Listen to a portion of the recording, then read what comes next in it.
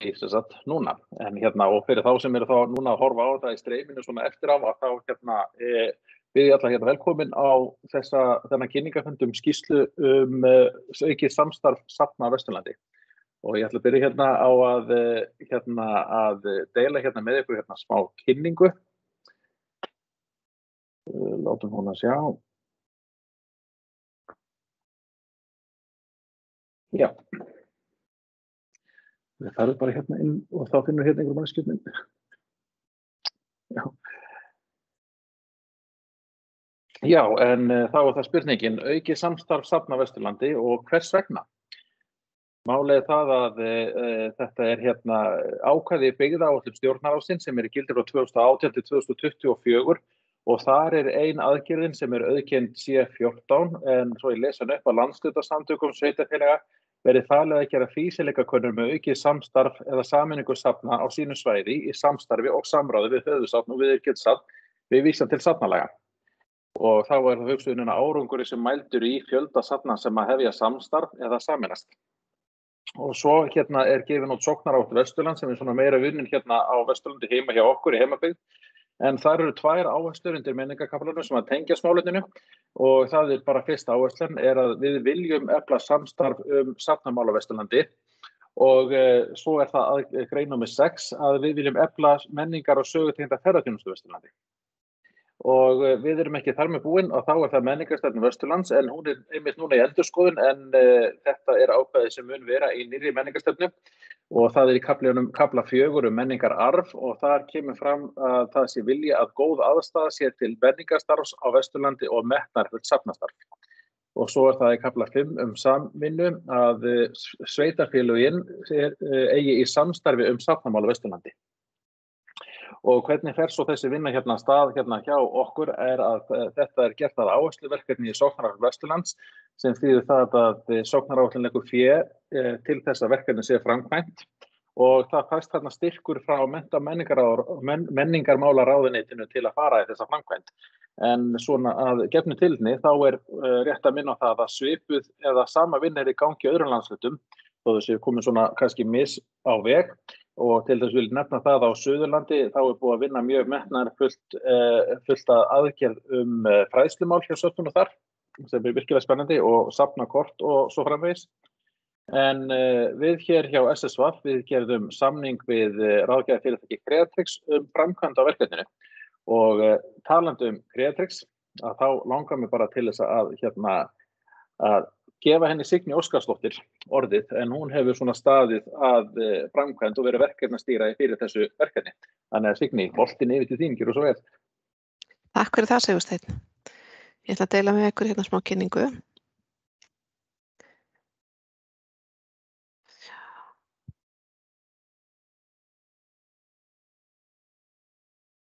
Svona.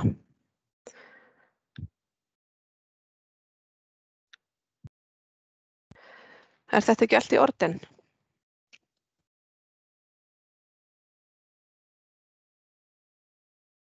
Jú, þetta sést bara mjög vel og bara flott. Flott. Þá ætla ég bara að hefja kynninguna, en eins og Sigursteinn sagði, þá þetta verkefni aukið samstarf safna á Vesturlandi og ég mun kynna viðtalskönnun sem var unnin fyrir SSVAF árið 2020-2021, aðalega árið 2021, núna í byrjun árs. Og verkefni fellir undir umtalaðan lið C14 í byggðaráætlunin sem ber nafni samstarf safna og ábyrgðarsöfn. Og hún Emma Björg Eyjólfsdóttir vann þetta með mér og með okkur á fundinum í dag. Ég ætla aðeins að byrja á því að tala bara skilgreiningar á nokkrum hugtökum, höfuðsafni, ábyrgðarsafni, viðurkenndusafni, héraðsskjalasafni og svo önnur safnatengd starfsemi. Og ég veit að þið sem að hlusta núna á kynninguna, þið nú þegar skiljið alveg og þekki muninn á þessu, en enga síður tel ég mikilvægt að fara aðeins yfir þetta. Nú í safnalögunum frá 2011 þá fjallað sérstaklega höfuðsöfn sem eru 3 á Íslandi. Það Náttúruminjasafn Íslands og Þjóðminjasafn Íslands og Listasafn Íslands. Og þau hvert sig eru þá miðstöðvar safna starfsemi á sínu sviði. Og þessi söfn eru í eigu ríkisins og hlutverk þeirra sérstaklega fjallað í lögum hvert og eitt safnanna. Ábyrgðasöfn, þau eru tilnefnd af ráðherra að undangenginni tillögu höfuðsafns. Sem sagt, höfuðsafn tilnefnir úr hópi viðurkenndra safna safn til að bera faglega ábyrgð á afmörkuðum þætti safnastarfs á tilteknu sviði eða á einhverju ákveðnu landsvæði. Og ábyrgðasafn þarf að uppfylla ákveðin fagleg og rekstrarleg skilyrði, til að mynda að forstöðumaður sé í fullu starfi, hafi lokið háskólamenntun og hafi staðgóða þekkingu á sviði safnsins eða hafi aflað sér slíkrar hæfni með öðrum hætti. Og safnið skal hafa að minnsta kosti einn annan starfsmann sem hefur menntun eða þekkingu og reynslu á starfsviði safnsins. Og í safnalögum þá er sagt að nánar skuli kveðið á verkefni, ábyrgðarsvið og fjárveitingar í tímabundnum samningi milli ráðuneytis og hlutaðeigandi safns og viðkomandi höfuðsafns. Og við höfum náttúrulega ekki forskrift að slíkum samningi því að það hefur ekkert íslenskt safn hlotið stöðu ábyrgðarsafns, ekki enn sem komið er. Nú viðurkennd söfn eru þau söfn sem hafa fengið viðurkenningu frá ráðherra að undangenginni tillögu safnaráðs og starfa þau söfn á tilteknu starfssviði eða starfssvæði. Þau hafa það hlutverk að þjóna íslensku samfélagi með því að safna, varðveita, rannsaka og miðla því sem er til vitnis manninn, sögu hans og menningu, náttúru og umhverfi í nafni samfélagsins og til framgangs þess. Og þessi söfn skulu hafa að leiðarljósi að efla skilning á þróun og stöðu menningar, lista, náttúru eða vísinda. Og til að geta öðlast viðurkenningu þurfa söfnin að uppfylla ákveðin skilyrði eignarhald, fjárhag, starfsemi, húsakost, forstöðu og starfa eftir lögum og reglugerðum, svo eitthvað sé nefnt. Viðurkennd söfn á Vesturlandi, það eru þessi söfn sem upp eru talin hér á glærunu. Og varðandi útnefningu ábyrgðasafns á Vesturlandi, þá er kannski gott að hafa það í huga að hvorki náttúruminjasafn né listasafn á Vesturlandi hefur hlotið stöðu viðurkennds safns. Og því getum við sagt að ef tilnefna ætti ábyrgðasafn úr hópi safna á Vesturlandi, núna í náinni framtíð, þá kæmi eingöngu til greina að tilnefna ábyrgðasafn á sviði menningarminja. Í lögum 77/2014 opinber skjalasöfn, þá er fjallað hlutverk þeirra sem er myndun, varsla og örugg meðferð opinberra skjala með réttindi borgaranna, hag stjórnsýslunnar og varðveislu sögu íslensku þjóðarinnar að leiðarljósi. Og lögin taka til opinberra skjalasafna sem eru Þjóðskjalasafn Íslands og héraðsskjalasöfnin. Og héraðsskjalasöfn eru ekki söfn í hefðbundum skilningi, heldur eru þau stofnanir með stjórnsýslu hlutverk, en hafa samt sem áður einnig það hlutverk að varðveita skjöl og geyma þau sem hluta af sögu þjóðarinnar. Og hlutverk opinberra skjalasafna er töluvert ólíkt hlutverki annarra safna sem hafa fyrst og fremst varðveislu, miðlunar og rannsóknar hlutverki að gegna.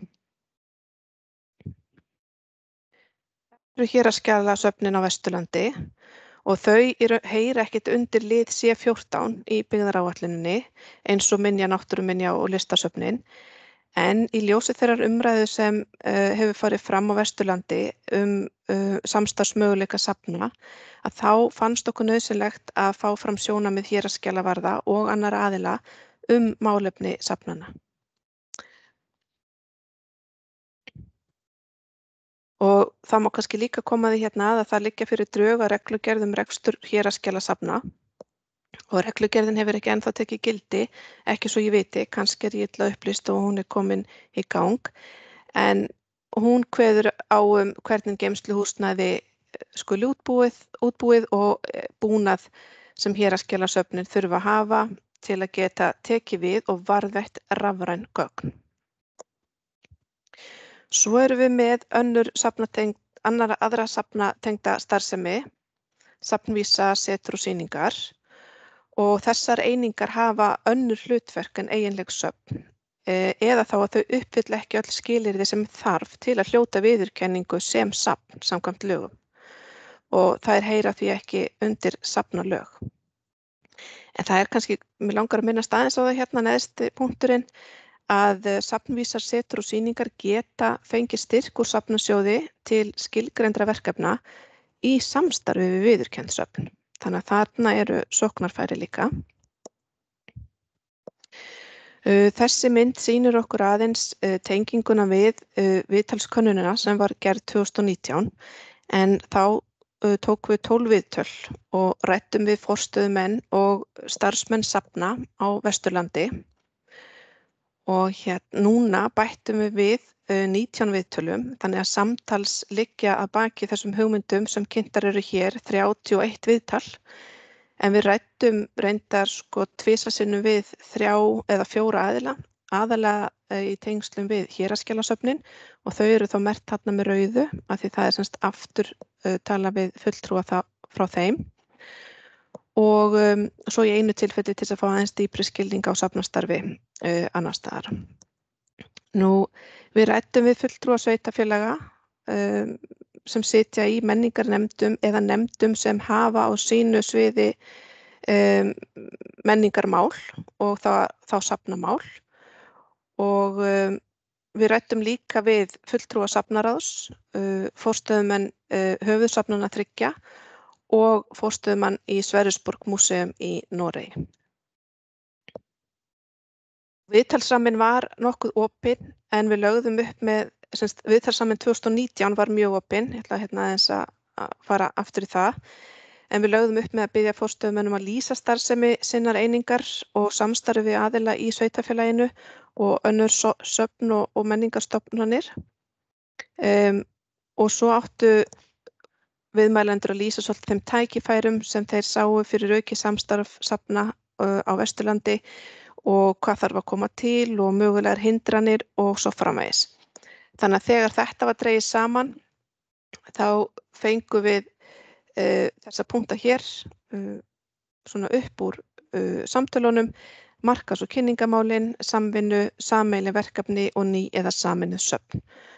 Og ég ætla ekki að eyða löngum tíma í að rifja upp hvað var sagt í síðustu skýrslu, en enga síður birti hérna bara nokkra glærur, bara til þess að svona aðeins að leyfa ykkur að renna yfir. Og markas- og kynningamálin komu, það voru allir viðmælendur sem nefndu það sem mjög mikilvægan þátt í samstarfi. Sameiginlegu verkefnin, þau voru líka ansi mörg, málþing og efla samstarf og samtal og samstarf gæðastarf og svona beita sér markvisst í viðræðum við ríkið fjármögnun safna, innkaup á tækjum, samstarfsverkefni í tengslum við varðveislu rafrænna skjala og eftirlit og svo framvegis. Þannig að þarna eru margar góðar hugmyndir. Samvinnuhlutanum þá var verið að tala að efla aftur tengsl og samtal, sameiginlega fræðslufundi, aukin samvinna og samstarfi söfn, setur og sýningar sem ekki eru með stöðu viðurkenndra safna en starfa í landshlutanum. Og svo var safnaklasinn Eyjafirði nefndur sem fyrirmyndardæmi í þessu. Stofna samtök safna og sýninga á Vesturlandi og nýsköpunarsetur sem tengist skapandi greinum. Og undir þemanu ný eða sameinuð söfn, þá kom hugmyndum sameiginlegt héraðsskjalasafn sem hluta af lausn vegna aukinna krafna slík söfn. Og það er einmitt þarna vísa til þessar reglugerðar sem ég var að tala áðan. Varðveislusetur, þar sem væri sérhæft húsnæði, þar sem væri viðurkenndar geymslur fyrir skjalasöfn, listasöfn og safnkost byggða og minjasafna. Talað var varaintekasafni í Reykholti og það þyrfti nýtt húsnæði. Og svo var líka rætt að það þyrfti ekki endilega sameiginlegt varðveislusafn, heldur frekar meira pláss á öðrum stöðum og ekki væri ráðlegt að fara í sameiginlegt héraðsskjalasafn eða varðveislusetur þar sem söfn þurfa að vera nálagt íbúum og íbúar væru á móti því að safnkostur færi úr héraði. Þannig að við töldum mikilvægt eftir að ráðuneytið óskaði eftir því að fari væri í að skoða aukið samstarf safna og svona með hugmyndum ábyrgðasöfn í lið C14 og þetta eru þá umræðupunktarnir sem við lögðum á stað með og viðtölin voru mjög opin og allir viðmælendur fengu umræðupunktana senda með góðum fyrirvara fyrir samtalið og öll samtölin fóru fram í gegnum Teams. Þannig að það voru engar staðlaðar spurningar og þetta var svona opið og það leiddi eitt á öðru. Og það var komin svolítið svona mettun í viðtölin, fólk var farið að segja aftur og aftur sömu hlutina, þannig að það var svolítið, maður átti að sjá því að það er komið svolítið gott safn af viðtölum til þess að byggja á. Nú helstu niðurstöðurnar, bara svona almennt, þetta er nú gömul mynd úr hinni skýrslunni bara til þess að minna okkur á hvað safnastarf er blómlegt á Vesturlandi og þetta eru söfn sem eru í eigu og rekstri sveitarfélaga.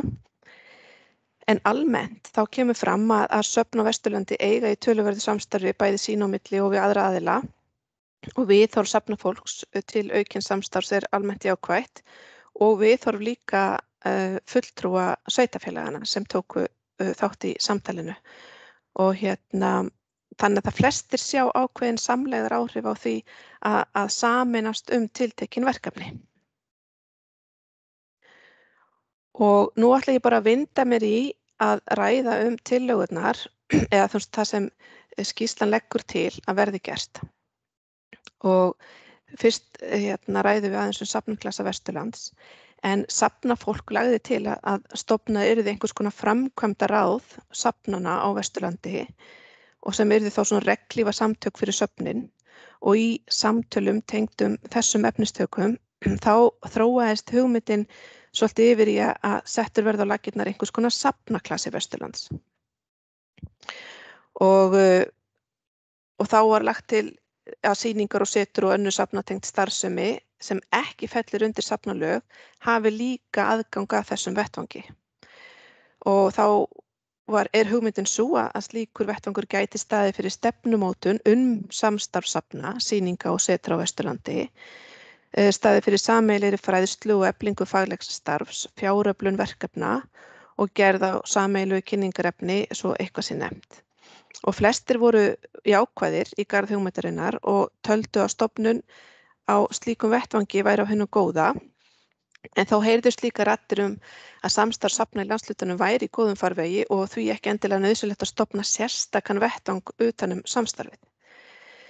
En hugmyndir Safnaklassa Vesturlands kemur í gegnum samtal við safnafólk 2019 og í gegnum málþing sem haldið var að SSVAF í maí 2020 og áfram var unnið með hugmyndina í samtölum 2021.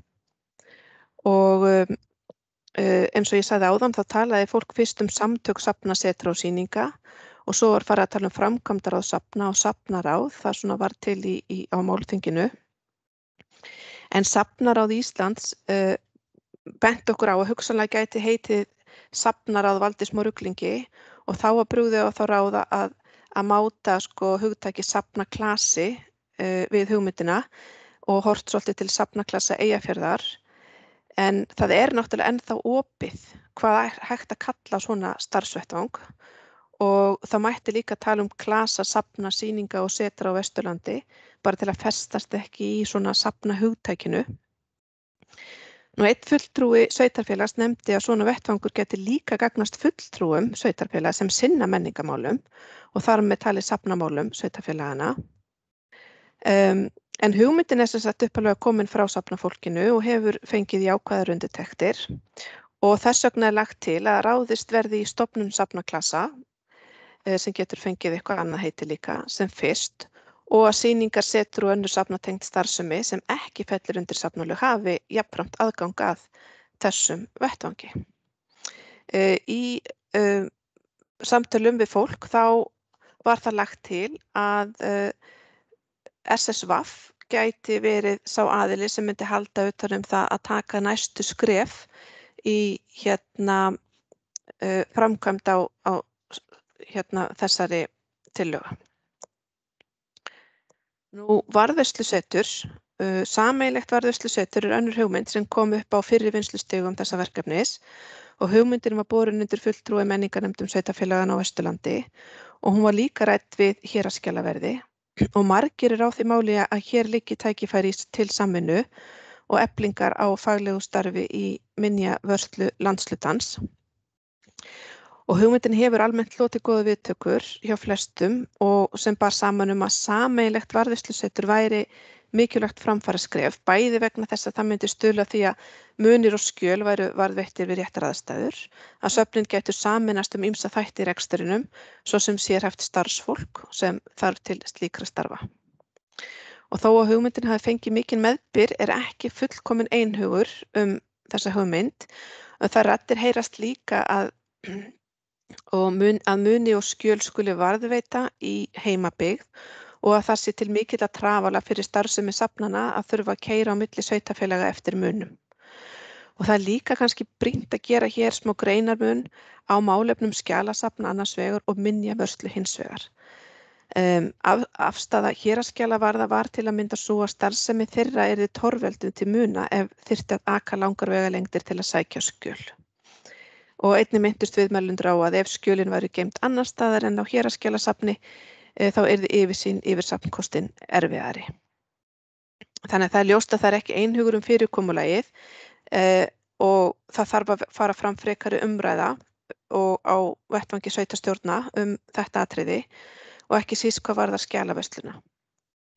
Og svo þarf líka bara að tryggja vel að það sé faglega öllu staðið frá upphafi og það er mikilvægt að ef hugmyndin á að verða veruleika að það sé tryggt að fagmennskan sé í fyrirrúmi og ég hef fulla trú á því að það verði ef í þessa vegferð verður farið.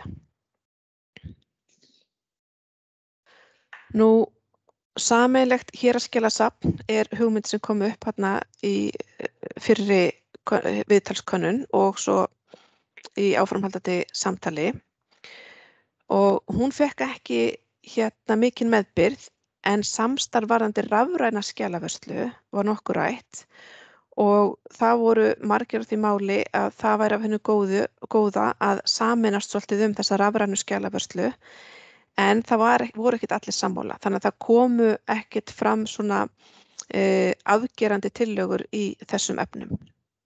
Þannig að við leggjum hér til eða skýrslan leggur til að það fari fram aukin umræða málefni héraðsskjalasafna á vettvangi sveitarfélagana og í samstarfi við samtök sveitarfélaga á Vesturlandi.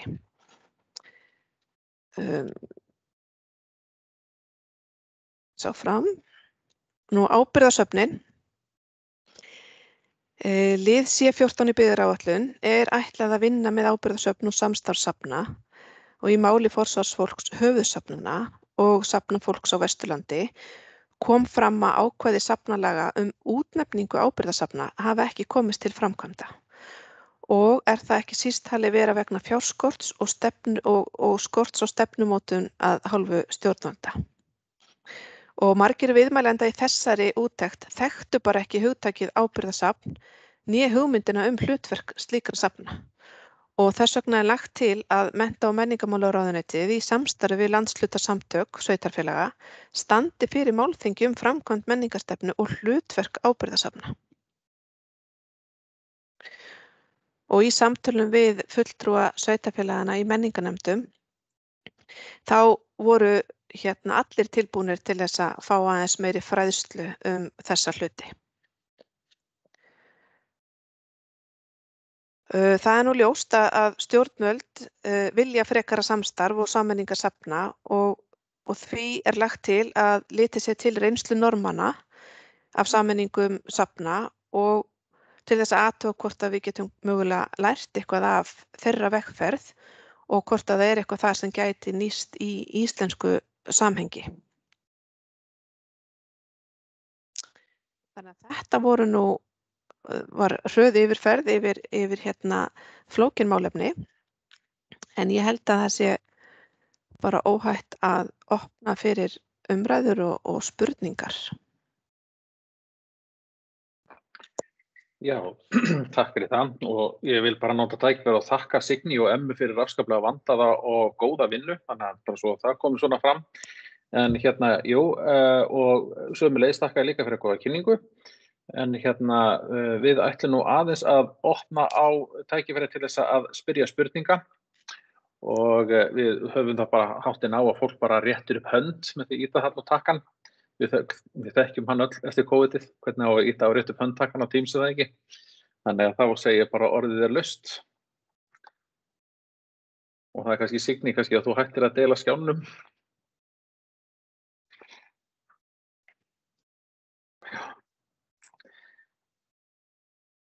En já, meðan það enginn sem að biður þá var það þannig að það var gefin hérna tækifæri fyrir þá sem að gátu ekki verið með okkur í dag að senda inn fyrirspurnir og ábendingar og hérna Guðrún Jónsdóttir sem hérna forstöðumaður Safnahúss Borgarfjarðar að hún biður fyrir góða kveðjur en hún gat ekki verið með okkur í dag en hún sendi hérna aftur á móti hérna svona ábendingar og það ekki spurning í fari svona yfir það helsta. En hérna að hún vill nefna það að það náttúrulega nú þegar eru safnafólk á Vesturlandi í töluverðu samstarfi og það nefnt til dæmis eins og með útgáfu sameiginlegs safnabæklings sem held ég ef ég þekki rétt gefin út á Iceland Review og svo það hérna að safnafólk hittist árlega á 3 daga ráðstefnu og svona námstefnu öll heldur eins og nefnir það. Og það kallað hérna farskólinn og hann verður næst haldinn 13. til 15. október í Stykkishólmi. Og þannig að þar kemur safnafólk saman að skiptast á ráðum og fræðast og svo framvegis. Og þarna koma til dæmis fagfyrirlestrar frá höfuðsöfnunum og fulltrúar frá sveitafélagana og mennta- og menningarmálaráðuneytisins. En hún ræðir bendir líka á með sameiginlegt varðveislusetur og nú ætla ég bara að lesa það sem hún skrifar að hún fagnar því að menn hugi að varðveislusetri og þar með bættari varðveislu muna og gagna enda eru þau máli misjöfnu ástand í landshlutanum. Ég tel þó að íbúar verði ekki hrifnir af því að gripir séu varðveittir annars staðar en sem næst uppruni sínum og sama má segja skjöl. Við fáum reglubundið fræðimenn hingað sem vilja mæta staðarþekkingu hjá starfsfólki og það erfiðara slíkt ef skjölin væru ekki á heimaslóð. Og svo nefnum hún með rafrænu varðveisluna, þetta svona kannski líka það sem við kemur kannski fram í skýrslunni að kannski að rafræn varðveisla eitthvað sem fer kannski fram hjá bara þjóðskjalasafninu. Svo talar hann aftur varðveislusetrið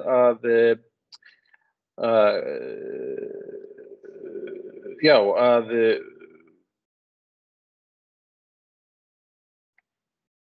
ég held ég sé búin að koma þessu öll. Já, hugmyndin varðveislusetur sem sagt fagnaðarefni því varðveisluskilyrði og húsakost þarf almennt að bæta. En það þarf engum blöðum það að fletta að svo vönduð lausn verði mjög kostnaðarsamt fyrir sveitarfélögin og því þarf að fara fram nákvæð kostnaðargreining áður en sú ákvörðun verður tekin. Og kannski framhaldið af því þá talar að þrátt fyrir lagaákvæði vantar enn nákvæma skilgreiningu á hugtakinu ábyrgðarsöfn og hún svartsýn að það nái fram að ganga inn á framtíð enda þar til þess fjármagn. Já, og þetta svona helsta sem hann kemur frá Guðrún og ég vona að hefur komið svo svona skilvíslega frá mér. En eitthvað sem þið viljið við þetta að bæta?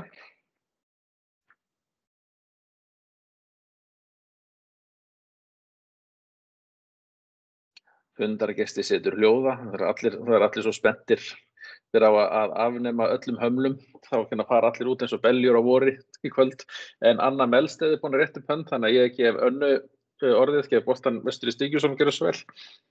Takk fyrir. Mér langaði bara að benda á að ég las nú yfir samtæktina þegar þú sendir hann út og bara mjög fínt að fá hana að það var að vera að senda frá ráðuneytinu í dag menningararfstefnu og stefnumörkun safnastarf og það talað dálítið inn í þessa skýrslu sem var tekið saman fyrir Vesturland. Þannig að enn frekar þarf að finna einhverjar lausnir og sérstaklega held ég svona varðveislusafn sem ekki þá er ég ekki að tala um skjölin, heldur safngripi og safngeymslur því að þau mál eru erfið mjög víða og náttúrulega veturinn í vetur og Seyðisfirði hefur sýnt okkur fram á hvað getur gerst ef að safngeymslur eru allar á einum stað eða þessum stað sem þar var og skráning ekki eins og átti eða skildi eins og náttúrulega þekkist með við í safngeymslum það er ekki allir hlutir vel skráðir. Þannig að ég held að það sem var að koma út á við stjórnarráðsins í dag þessi mál eigi algjörlega samrýmist algjörlega þessum niðurstöðum í skýrslunni frá ykkur. Þannig að ég vil bara benda það að það styrkir þessar tillögur og umræðu tillögur. Takk.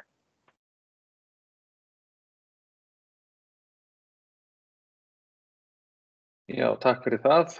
Signý, viltu koma með eitthvað viðbrögð við þessu eða halda áfram bara og taka kannski svona umræðu síðar eða?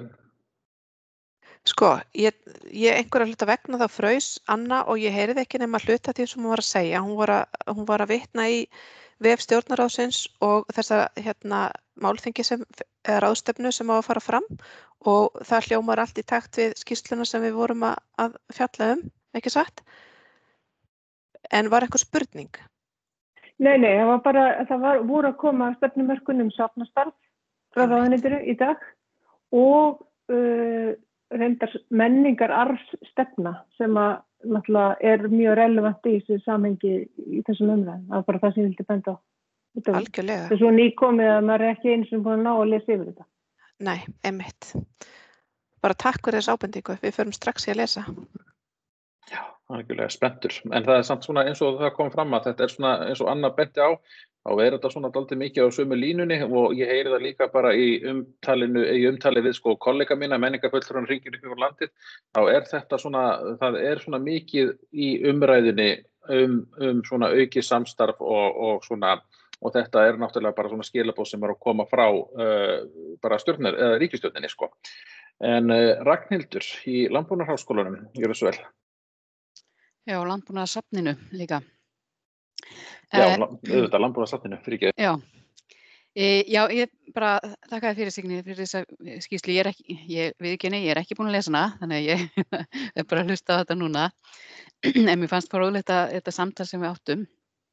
En ég held að þetta varðveislusetur sé algjör nauðsyn fyrir okkur heilt yfir af því að, jú, það mun kosta, við vitum það alveg, en mér er miklu ódýrara ef við hugsa heildina, ef þetta er gert í einu lagi sameiginlega fyrir alla aðilana eða með marga aðila, heldur en þessi hver og einn að reyna að redda sínum málum á einhvern máta. Þannig að þetta verður miklu ódýrara að hafa eitt almennlegt varðveislusetur, þar sem líka verður ekki bara ódýrara, heldur líka meiri gæði.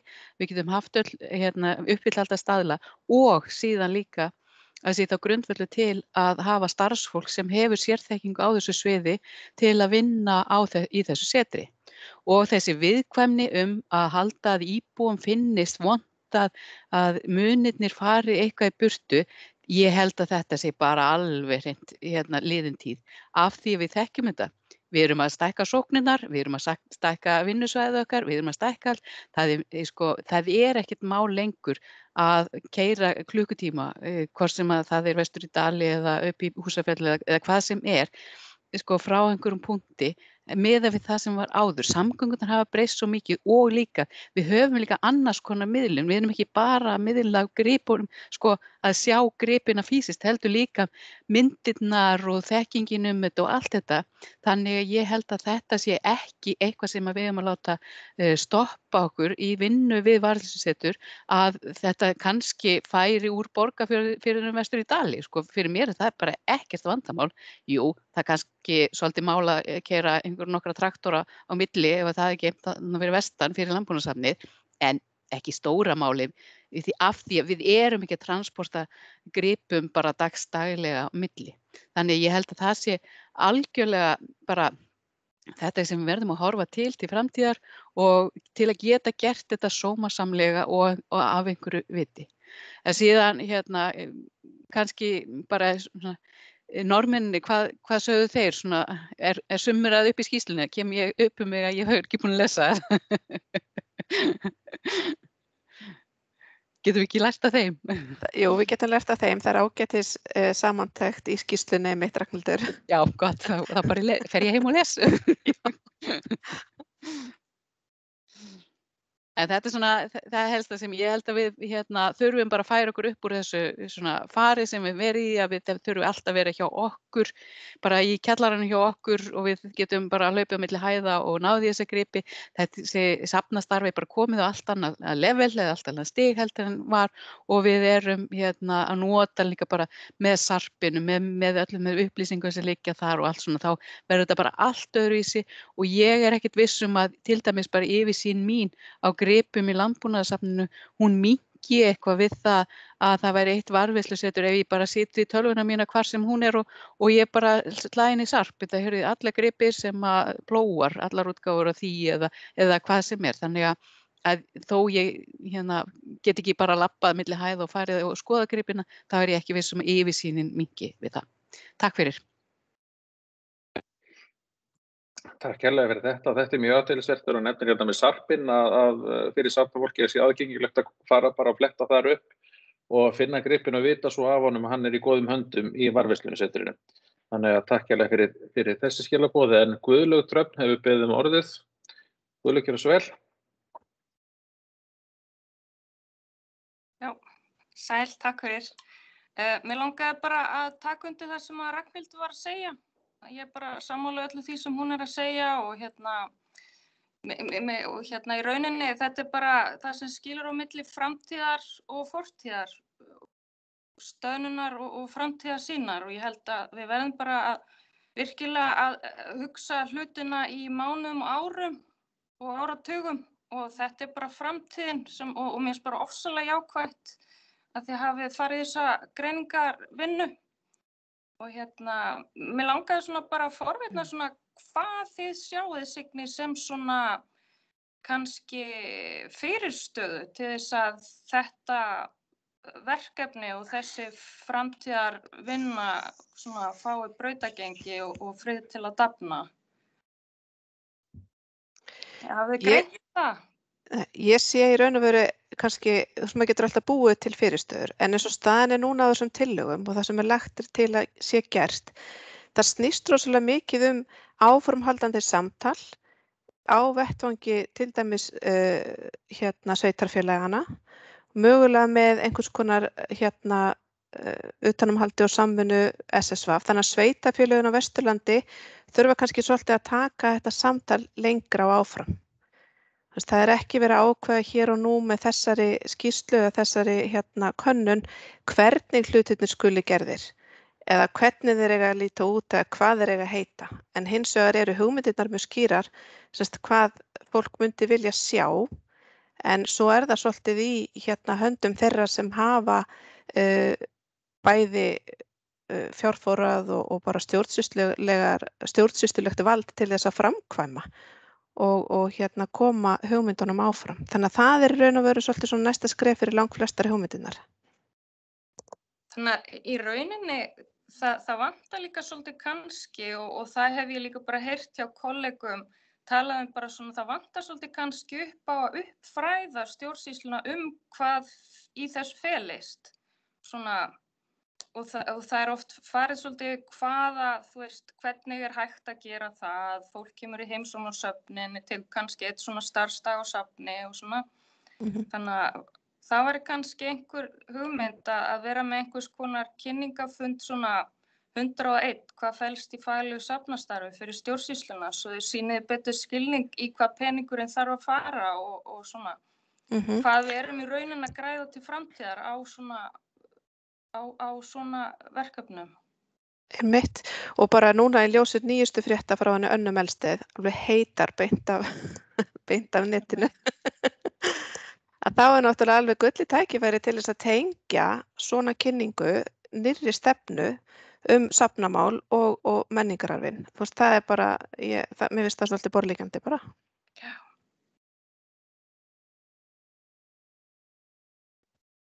Já, þetta virkilega athyglisverðar umræður sem eru hérna í gangi, þannig að og líka bara ágætt eins og Signý var að benda á að þetta rauninni bara kynning á þessari vinnu og þessu niðurstöðum, þannig að núna verður kannski boltinn svona gefinn til stjórnmálamannanna þeirra sem eru með ákvörðunartökuna. En Jóhanna Skúladóttir, héraðsskjalavörður hjá Safnahúsi Borgarfjarðar, gjörðu svo vel. Já, komið sæl. Ég tel að þessi skýrsla sé mjög þörf og fagna sérstaklega þeirri umræðu eða umfjöllun sem héraðsskjalasöfnin á í henni. Og ég vonast innilega til að verði áframhald á þessari umfjöllun. Og bara meðal sveitarstjórnarfólks og fagfólks og þeirra sem að vinna á söfnunum. Bara takk fyrir og ég vil bara vita hvert umræða leiðir. Takk. Takk hérlega fyrir þetta. Ég sammála þessu. Ég held að þetta getum við ekki að fara að tala það að verði bara vor í safnastarfinu hérna á Vesturlandi. Það ekki svona eins og vor í kvikmyndagerð. Við getum svona tekið upp þetta. En já, Halldóra hjá hérna bókasafninu Akraneskaupstaðar, gjörðu svo vel. Já, komið sæl. Afsækja, ég ekki í mynd. Heyrið í mér? Já. Já, þeirist vel. Ég kom svolítið seint inn á fundi þannig að ég veit ekki alveg hvað þið eru búin að vera að fjalla mikið en ég las yfir skýrsluna og hérna, mér langar svolítið að vita hvort að hverjar áherslurnar eru ykkar í þessari menningarstefnu gagnvart almenningsbókasöfnum eða hvort að þetta sé eingöngu eiginlega önnur söfn og hérna, það fyndist mér svolítið miður því að við hér í almenningsbókasöfnum höfum verið núna að berjast fyrir því að bókasafnsráð og fjárveitingar frá ríkinu þar inn skili sér á fjárlögum og við höfum búin að vera með fulltrúa frá almenningsbókasöfnum að hérna ýta á þetta og það væri náttúrulega mjög sterkt ef að sveitarstjórnarmenn gætu haldið boltana líka upp og ýta á þetta því að almenningsbókasöfn eða bókasöfn eru svona kannski að fókusera miklu meira á íbúana, á staðnum heldur en þetta sem eins og byggðarsöfn og minjasöfnin og þessi flottu söfn okkar. Þannig að mér langar svolítið, ég sé ekki, ég rendi nú yfir samantæktarskýrsluna að væri nokkuð einu sinni minnst á bókasöfn sko. Og það finnst mér svolítið miður því að þetta svo gott tækifæri fyrir okkur að vera sterk saman. Er ég að missa, þið búin að vera að fjalla þetta kannski?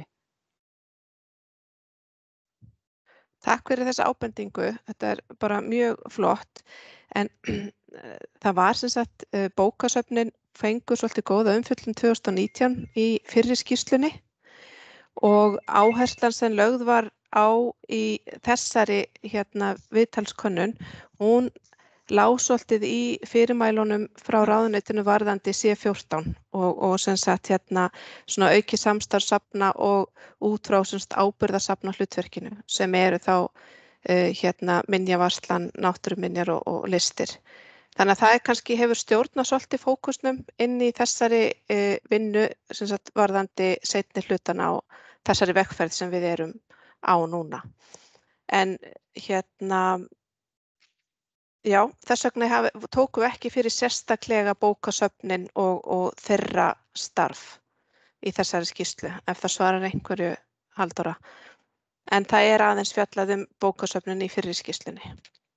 Já, ég sá þetta, ég nefndi að við Sigurstein, ég sá að ekki talað öll bókasöfni, það kannski heldur ekki að vera áætlað að gera það, eins og safnið í Dalabyggð var ekki. Já. Í fyrri skýrslunni? Já. Já, einmitt.